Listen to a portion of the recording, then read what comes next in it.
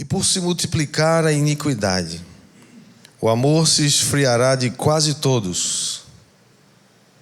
Aquele, porém, que perseverar até o fim, esse será salvo. Vamos ler juntos? Outra vez? E por se multiplicar a iniquidade,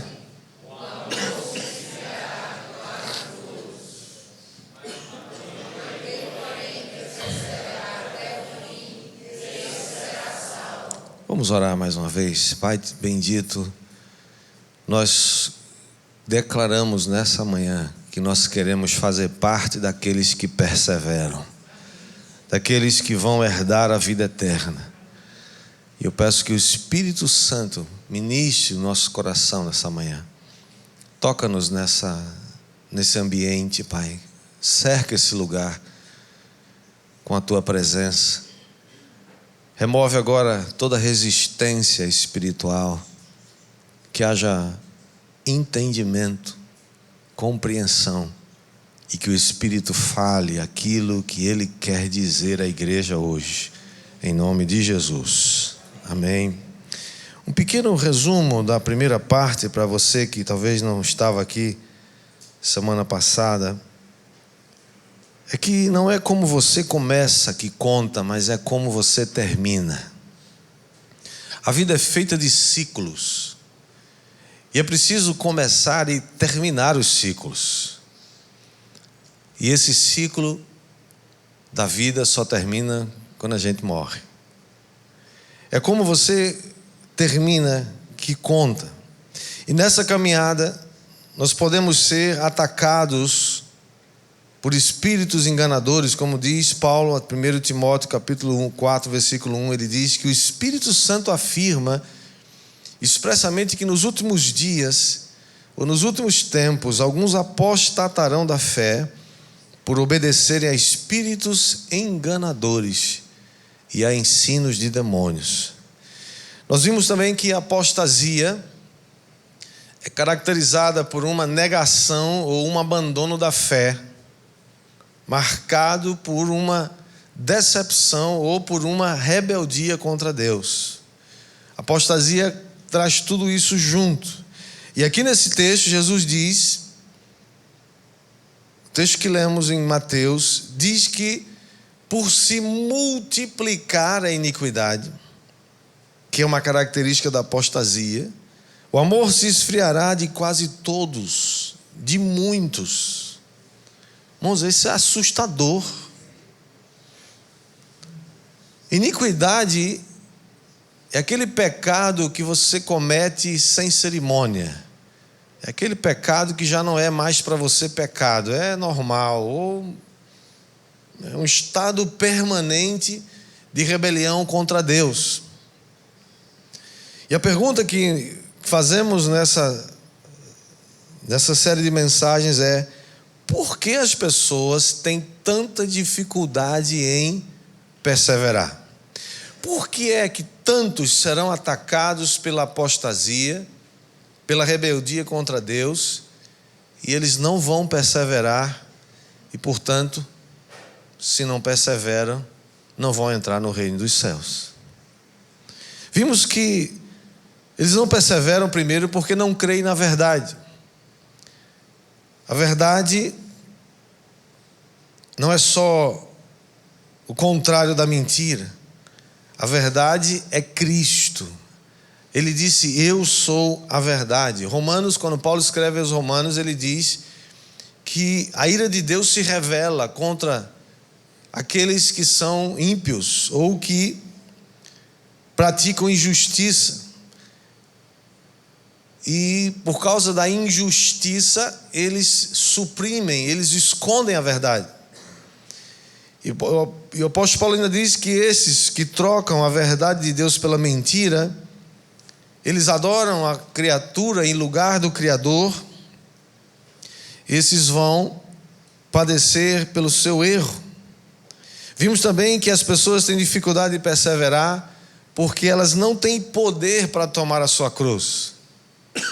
O poder da verdade precisa do poder da cruz.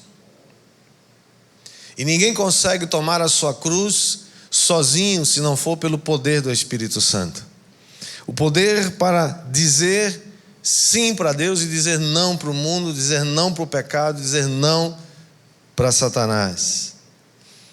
O texto que lemos foi Mateus 16, 24, que o próprio Jesus disse: se alguém quer vir após mim, a si mesmo se negue, tome a sua cruz e siga-me. Hoje eu quero compartilhar com você mais 3 razões pelas quais nós cremos que as pessoas não perseveram. Então, pegando a sequência, tivemos 2, agora vamos ver a terceira. A terceira razão que eu creio que as pessoas têm dificuldade em perseverar é porque elas dão ouvidos a falsos profetas. Mateus 24, ainda o mesmo capítulo que nós lemos no texto inicial, o Senhor Jesus diz que surgirão falsos cristos e falsos profetas, operando inclusive sinais, prodígios, milagres, com o intuito de enganar, se possível, até os próprios eleitos. Isso significa que você não deve se impressionar quando existem milagres ou alguém faz algum tipo de sinal miraculoso. Satanás também é capaz de fazer essas coisas. 1 João capítulo 4, o apóstolo João diz: amados, não deem crédito a qualquer espírito, mas provem os espíritos para ver se procedem de Deus. Porque muitos falsos profetas têm saído mundo afora, e nisto vocês reconhecem o Espírito de Deus. Todo espírito que confessa que Jesus Cristo veio em carne é de Deus. Isso significa que todo aquele que nega que Cristo veio em carne, que Cristo veio como um ser humano, como eu e você, e que o que Ele fez, a obra que Ele consumou aqui na terra foi feita não como Deus, não como divino, mas como homem, um homem cheio do Espírito Santo. Quem nega tanto a divindade de Cristo como a humanidade de Jesus, não é de Deus, é um falso profeta. Verso 3: e todo espírito que não confessa isso a respeito de Jesus, não procede de Deus. Pelo contrário, este é o espírito do anticristo, a respeito do qual vocês ouviram dizer que viria e que agora já está no mundo. O apóstolo Paulo, irmãos, está chamando a nossa atenção para as marcas de um verdadeiro profeta de Deus. E é curioso que ele não aponta, ele não mostra ou não chama a nossa atenção para qualquer manifestação de poder, de milagres, de prodígios que alguém possa fazer. Para João, o apóstolo João, importa unicamente o conteúdo da sua mensagem. Qual é a mensagem? Qual é o conteúdo da mensagem? A igreja daquela época estava sendo atacada por uma heresia chamada gnosticismo. Ela dizia que um Cristo havia vindo, realmente, para conduzir as almas dos homens das trevas para a luz, mas esse Cristo havia se conectado apenas temporariamente com o ser humano Jesus. Era apenas um tipo de uma roupa que ele vestia.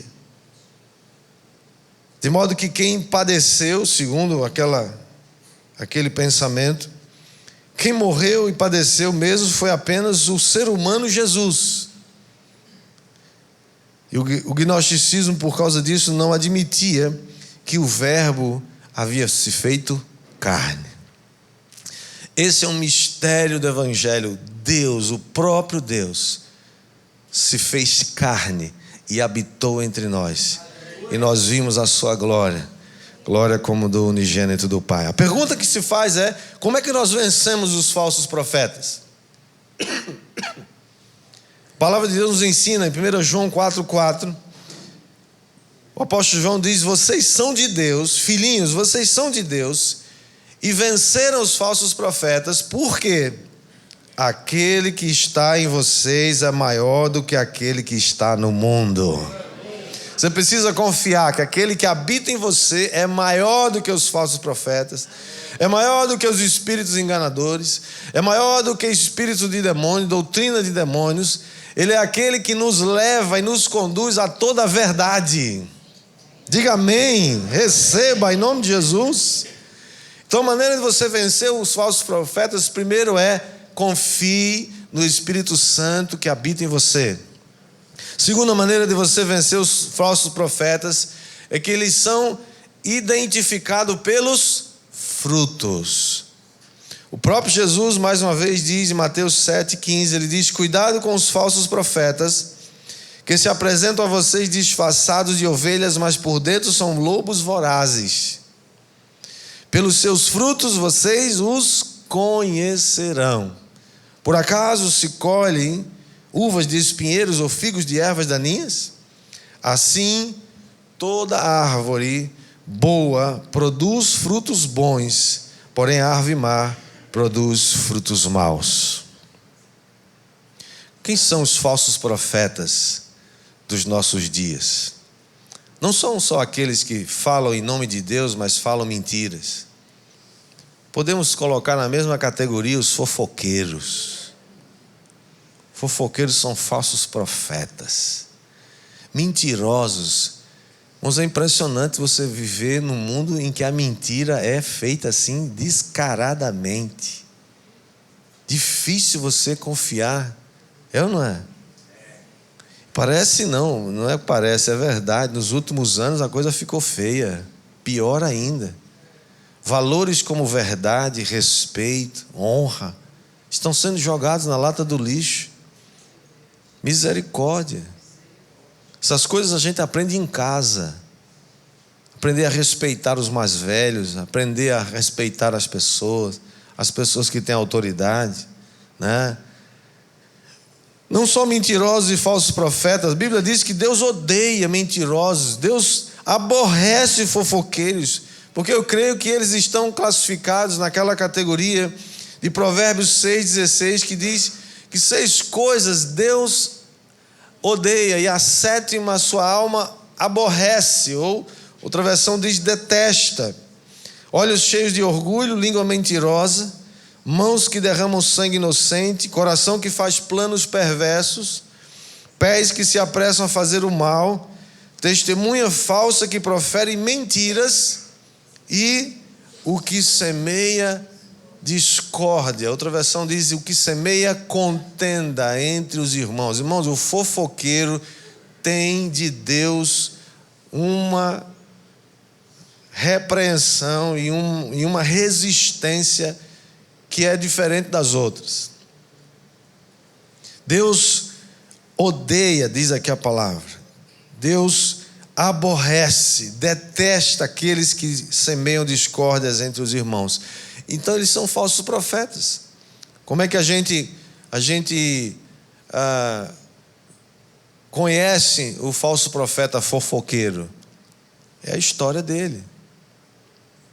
Muito fofoqueiro tem um vício, um espírito maligno que influencia ele. Ele não passa um dia sem causar uma fofoca, sem contar uma contenda para alguém, sem falar de alguém, né? Olha, o fulano falou isso de você, fulana falou isso de você, e distorce as coisas. Isso é maligno, sabe, irmão? E fofoqueiro, você não tem que ter piedade de fofoqueiro, viu? Fofoqueiro se expõe.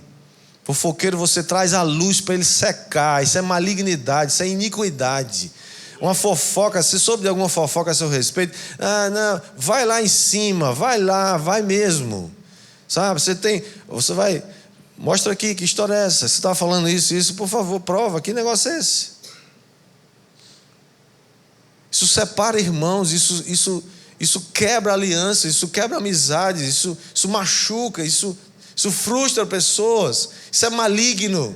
E você não pode alisar a cabeça de serpente. Serpente a gente pensa na cabeça dela. Amém. Diga amém. Amém. Por que as pessoas têm dificuldade em perseverar? Porque deixaram de ouvir a santa, bendita e eterna palavra de Deus. A Bíblia diz, irmãos, com clareza: quem é de Deus ouve as palavras de Deus. João 8,47. Você é de Deus? Se é de Deus, vai ouvir as palavras de Deus. Quem é do maligno não gosta de ouvir as palavras de Deus. Por quê? Porque as palavras de Deus vão confrontar a mentira, o engano e a fofoca. O poder da verdade vai conflitar com o poder da mentira sempre. É por isso que Jesus disse: eu não vim trazer paz à terra, eu vim trazer espada. Eu vim trazer o poder da verdade que vai avançar e sai rompendo com as mentiras. Deixaram de ouvir a palavra de Deus e dão ouvidos agora a fábulas, filosofias vãs, dão ouvidos a ideologias malignas, ateístas. Não há comunhão com essas coisas, irmãos. Pessoas estão largando a fé, deixando de perseverar, porque estão ouvindo filósofos, ideias, conceitos, filosofias. Se você não tiver nessa palavra bendita uma âncora, você vai se perder. Você vai sair pelo mundo crendo em um monte de bobagens. Essa palavra, a Bíblia diz, e nós sabemos que ela vai permanecer para sempre. Diga amém. Pessoas que deixaram de ouvir a palavra, Romanos 10:17 diz: a fé vem pelo ouvir, e o ouvir pela palavra de Cristo. O que você ouve? O que você lê? Você é o resultado do que você lê, do que você ouve e do que você medita. Por isso que a palavra de Deus diz e adverte: bem-aventurado aqueles que meditam na lei do Senhor dia e noite. Esses serão como árvores plantadas junto a ribeiros de águas. Você quer ser bem-sucedido na vida?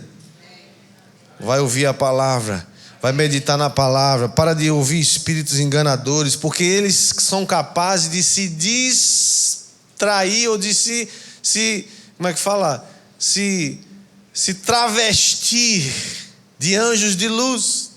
Eles se disfarçam para que aquilo que eles dizem pareça verdade, mas é mentira. Como é que você sabe? Como é que você compara se é verdade ou mentira? Aqui, ó. Uhul. Escapou daqui, beleza. Não escapou, pau nele. Verdade da palavra de Deus. Os espíritos enganadores estão aí trabalhando todo o tempo.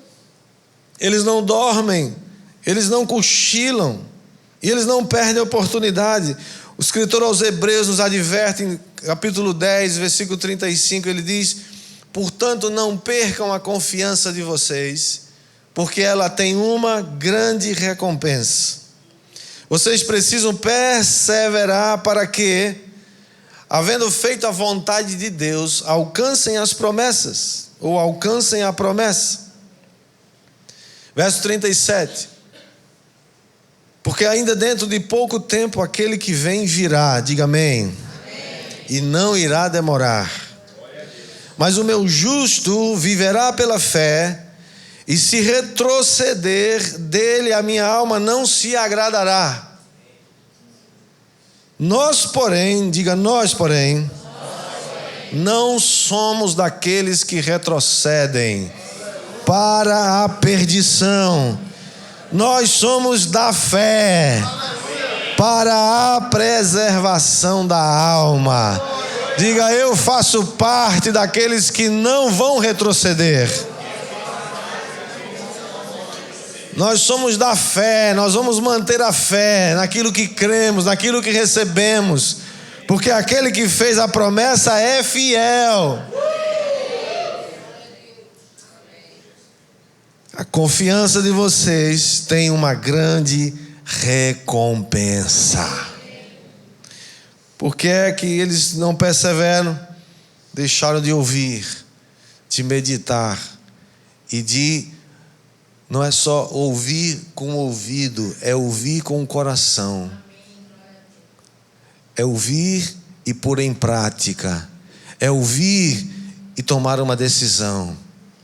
Não é só ouvir e dizer: puxa, que legal, né? A Bíblia é santa mesmo. A Bíblia é a palavra de Deus. mas continua vivendo seu relacionamento imoral. Você está trazendo condenação sobre você mesmo. Você diz que a palavra de Deus é santa, é boa, a vontade de Deus é perfeita e agradável, mas continua sendo mentiroso, fofoqueiro.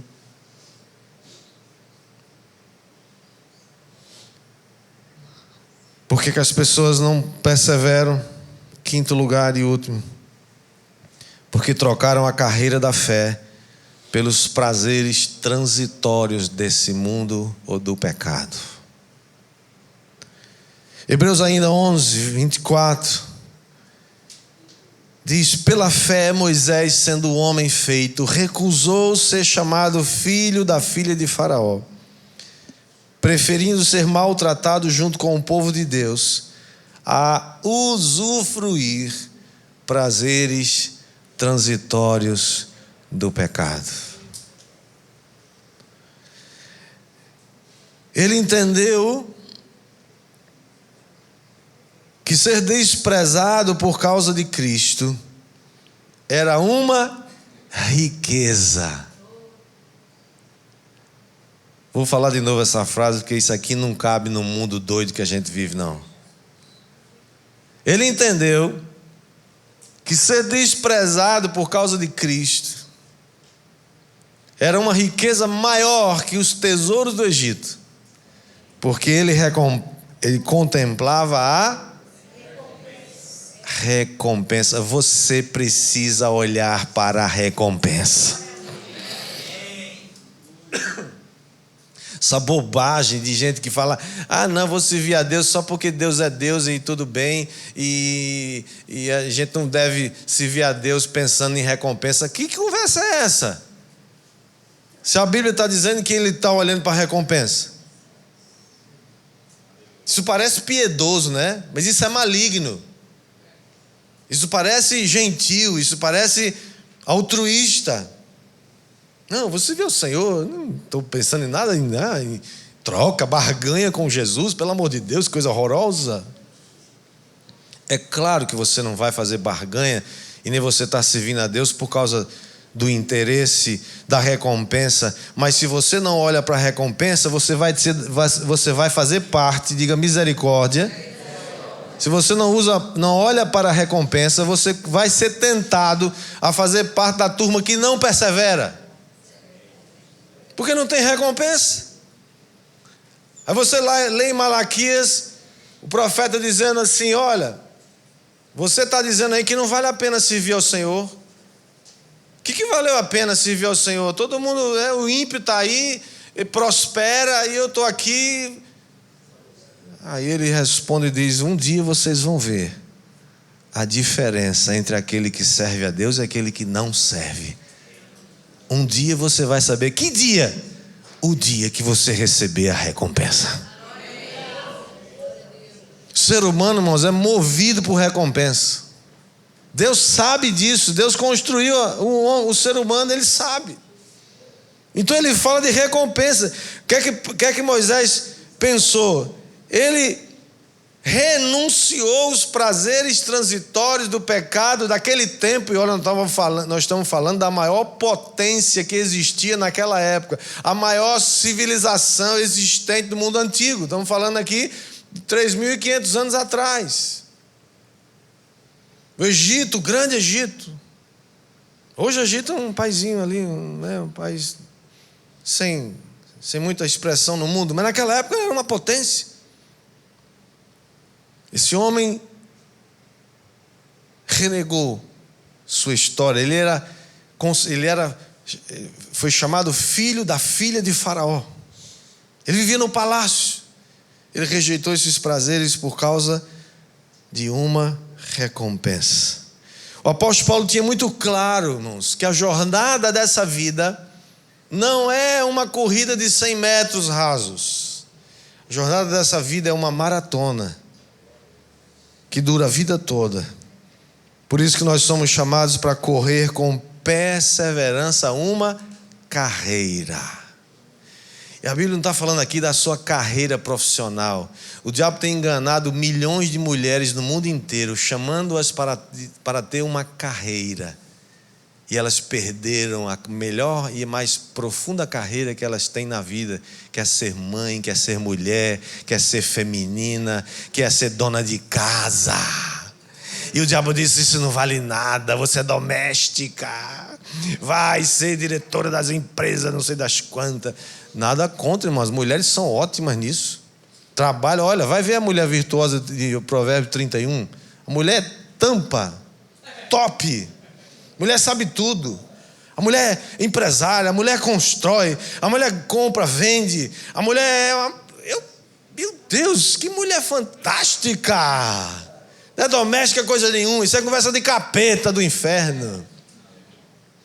Só que a mulher virtuosa não perdeu a sua feminilidade, não perdeu a sua capacidade de ser mãe, de ser esposa e de construir um lar. Que está faltando tanto hoje nesse mundo são lares. A gente tem um monte de doido aí vivendo, produzido aí em cima de pilha de tijolos, mas não tem lar, porque eu nem sei porque eu estou falando isso, não estava aqui previsto na minha mensagem, mas eu sei porque o Espírito Santo sabe.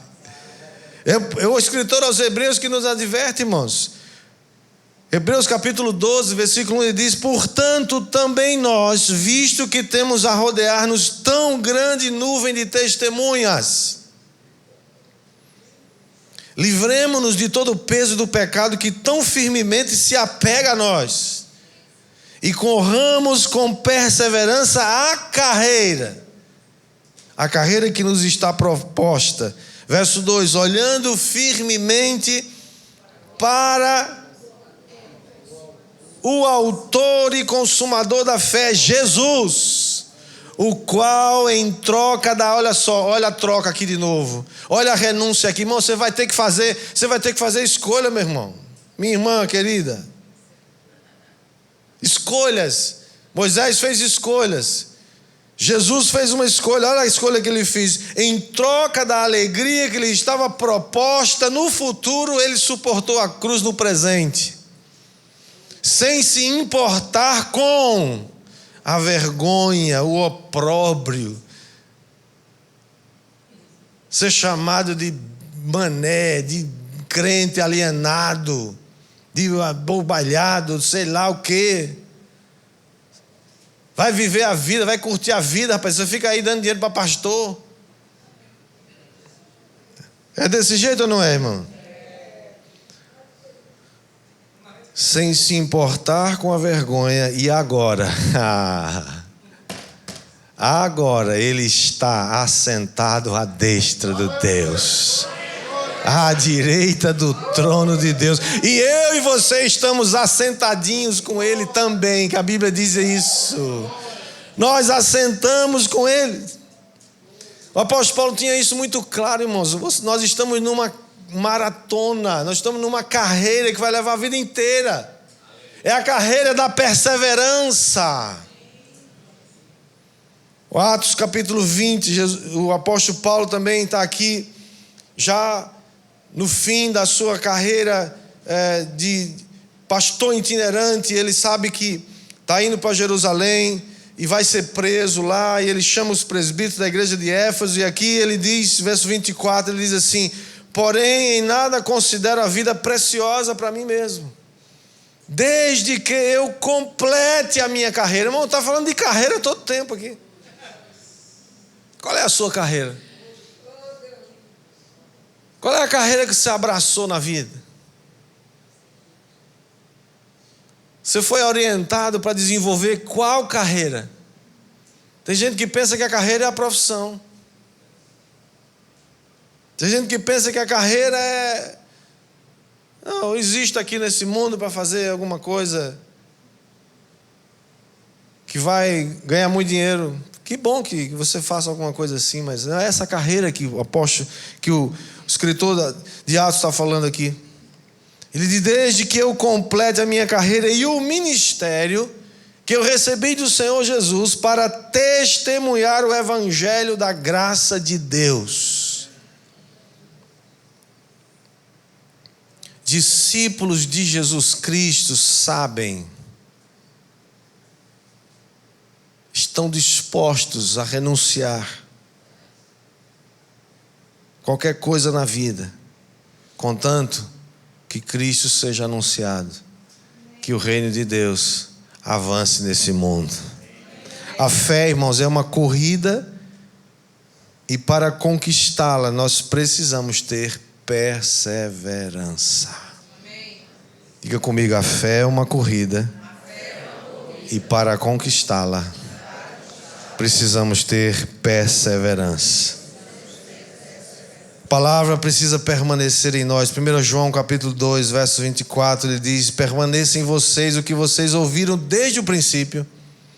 Se o que ouviram desde o princípio permanecer em vocês, também vocês permanecerão no Filho e no Pai.